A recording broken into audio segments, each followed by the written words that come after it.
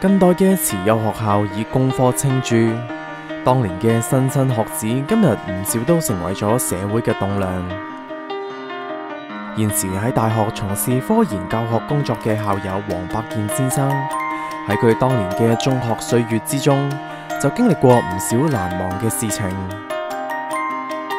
讀工科嘅所有學生要做兩樣嘢，第一要學畫則，第二可能就要學電機或者機械嗰個工場嘅實習啦。咁畫則有咩問題呢？就係好多時我要帶則板。咁如果遇着嗰日係落雨，如果你要搭巴士孭住一塊咁大嘅則板，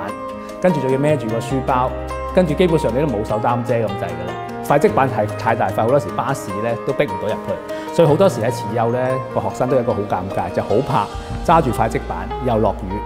嗰段時間又要趕巴士，呢個就大家都最難忘嗰個經歷嚟嘅，呢個就係。作為慈幼學校嘅工科學生，製作各種嘅機械工藝品自然係必修課。除咗承載住幾代學生集體回憶嘅金屬大炮之外，喺求學階段，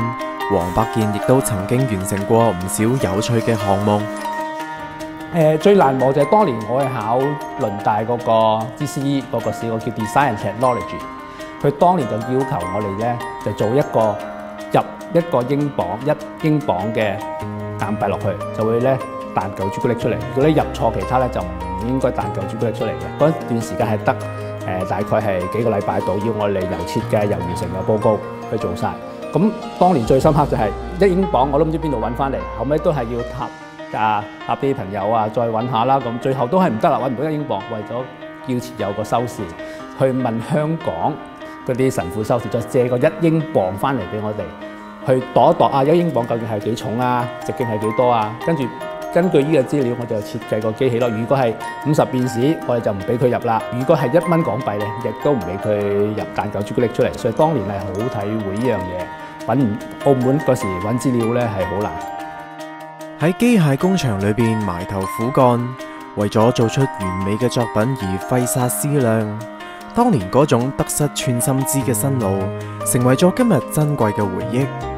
而喺求學嘅過程之中，除咗當中嘅點點滴滴之外，一眾春風化雨嘅老師，亦都長存校友嘅心中。即係我哋喺工房啦，唔單止機械工房、電子工房等等咧，其實好多老師都好願意幫我哋。即係課程裏邊嘅嘢係其實好局限嘅，但係去到課外之後咧，其實我哋好多問題問啦，咁佢都好願意去答我哋所有嘅問題。咁呢個係好令我哋覺得好深刻印象。咁包括就係好多參考書咧，佢會借埋俾我哋啦，甚至好多嘅零件我哋嗰時冇錢買嘅，咁佢有啲舊機咁阿 Sir 都願意拆俾我哋咯。嗰陣時咧，佢哋都願意入俾啲零件我哋嘅，咁所以我哋都好開心。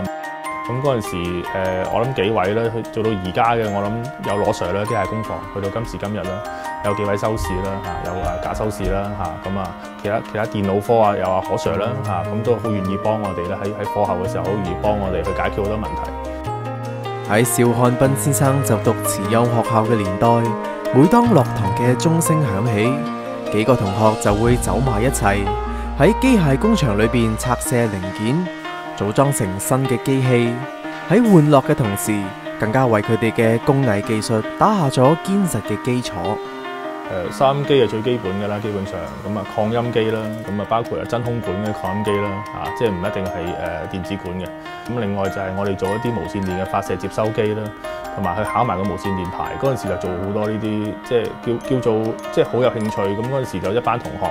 亦都係好多時候就受到老師嘅啟發啦，咁即係希望學多一啲，希望了解多一啲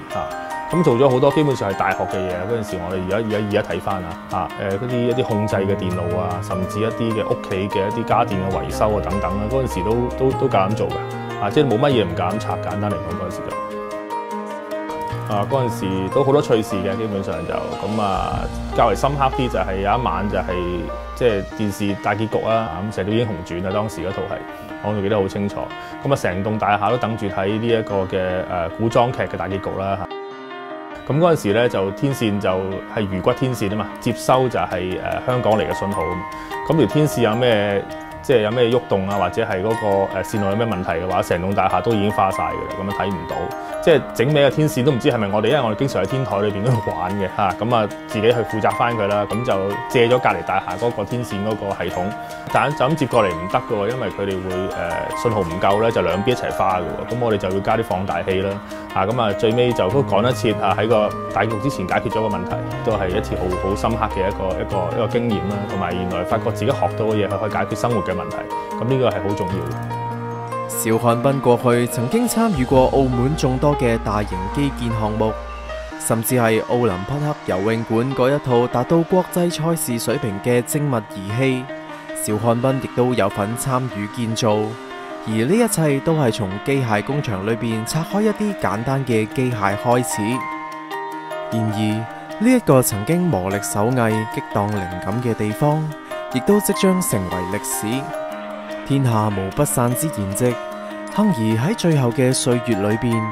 ，4位唔同年齡層嘅校友能夠跨越世代喺呢一度相聚，向母校致意嘅同時，亦都懷緬當年求學時候嗰個為咗理想而奮鬥不懈嘅自己。